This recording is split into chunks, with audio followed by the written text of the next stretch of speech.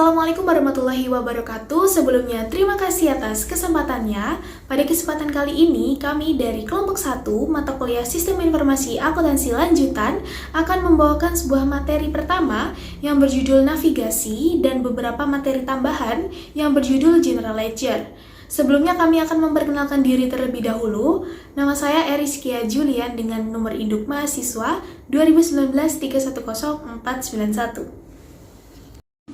Baik, terima kasih atas kesempatannya. Perkenalkan, nama saya Angelia Wirawan dengan NIM 2019-310485. Terima kasih atas kesempatannya. Nama saya Maulida Sana dengan NIM 2019-310486. Terima kasih atas kesempatannya.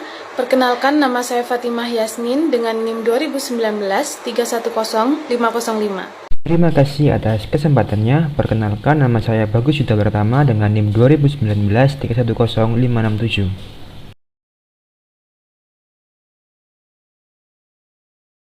Terima kasih atas kesempatannya. Sebelum itu, kita ke pengertian SAP terlebih dahulu.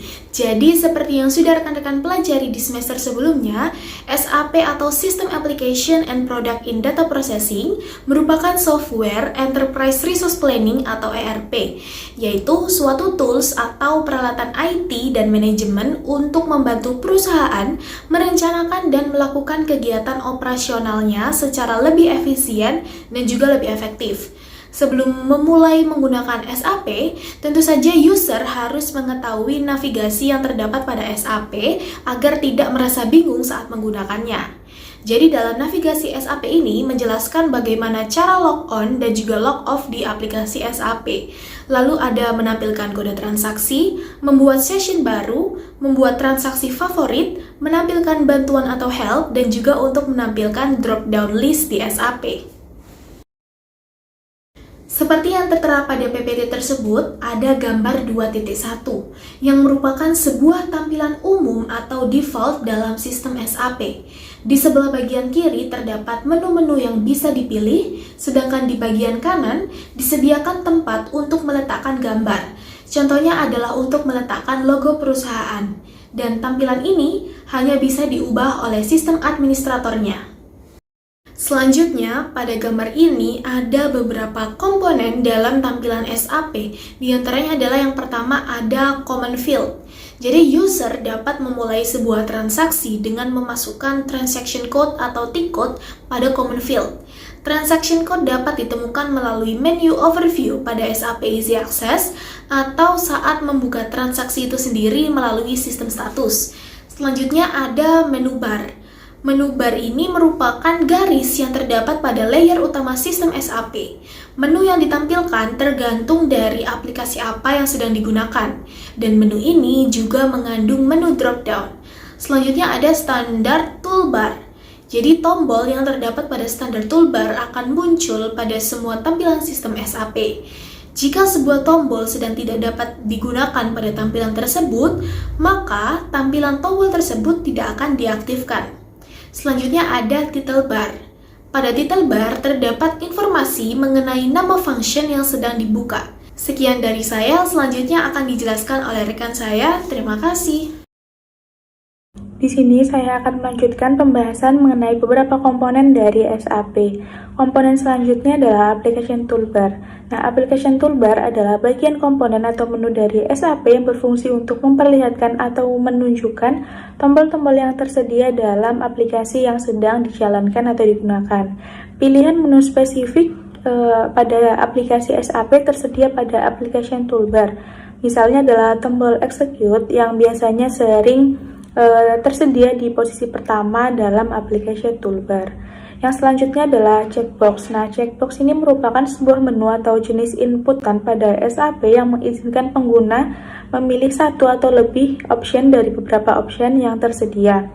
Selanjutnya adalah radio buttons. Nah, radio buttons ini merupakan sebuah menu atau jenis inputan pada SAP yang hanya memperbolehkan pengguna memilih satu option dari beberapa option yang tersedia. Kemudian selanjutnya adalah tab. Nah, menu tab ini merupakan komponen yang ada pada SAP yang memungkinkan pengguna untuk mengatur, mengelola, serta merapikan screen area atau layar untuk meningkatkan kejelasan data agar lebih terorganisir. Kemudian yang selanjutnya adalah status bar.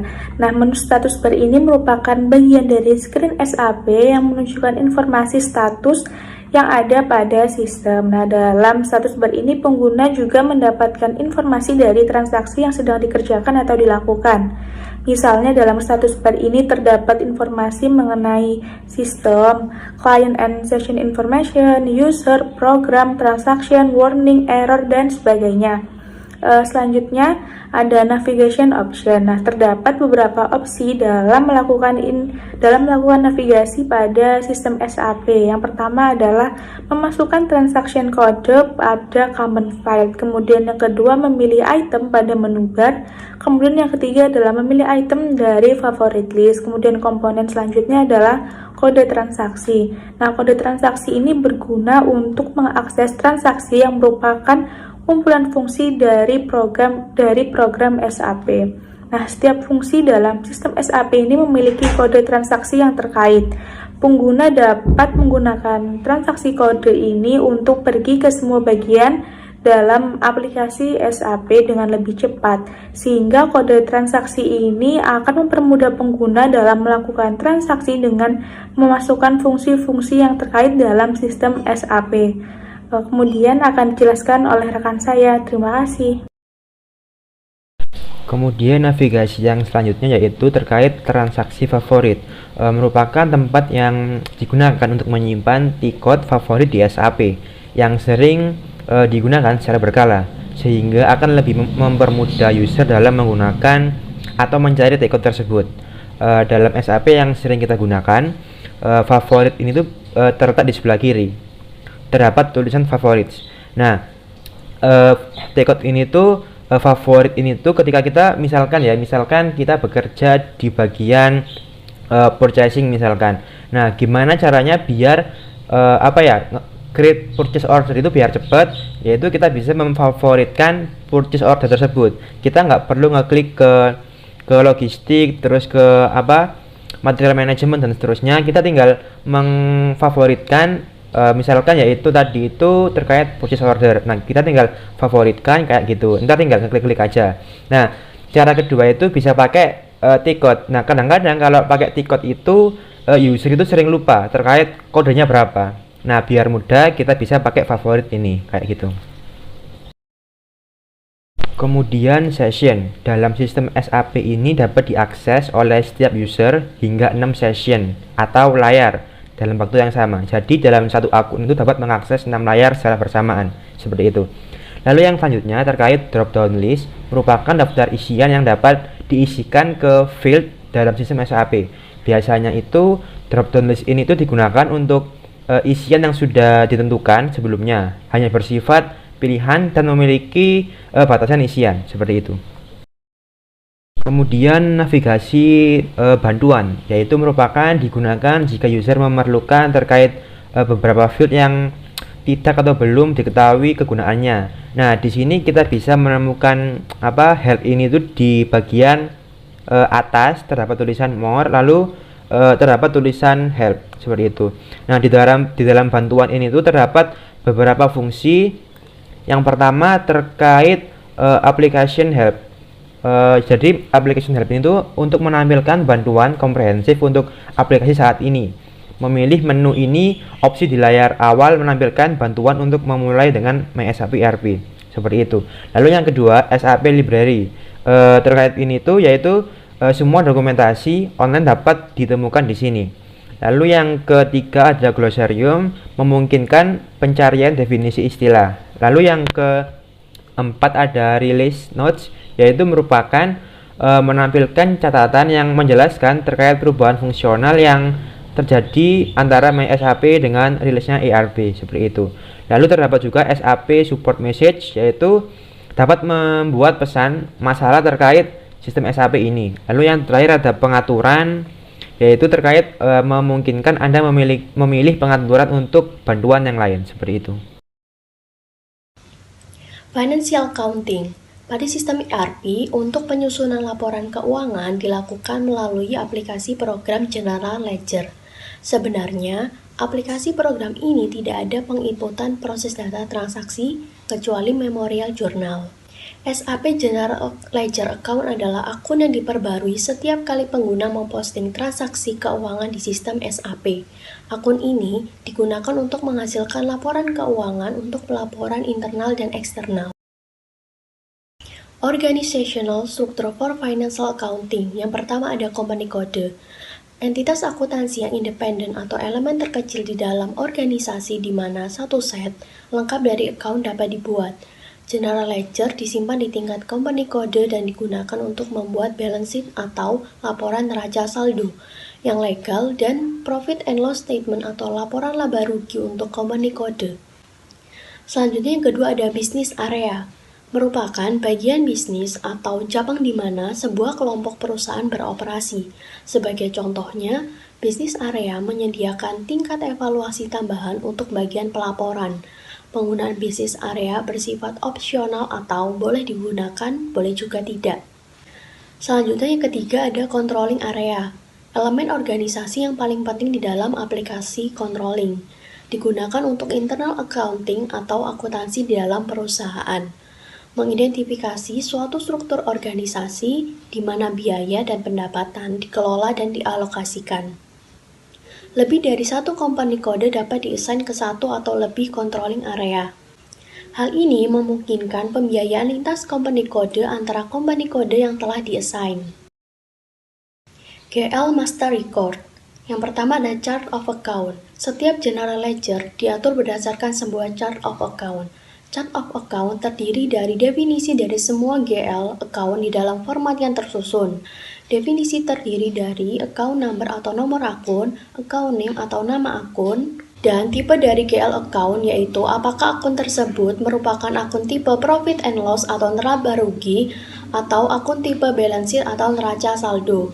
Untuk setiap company code harus menetapkan satu chart of account untuk General Ledger. Sebuah chart of account dapat digunakan oleh beberapa company code.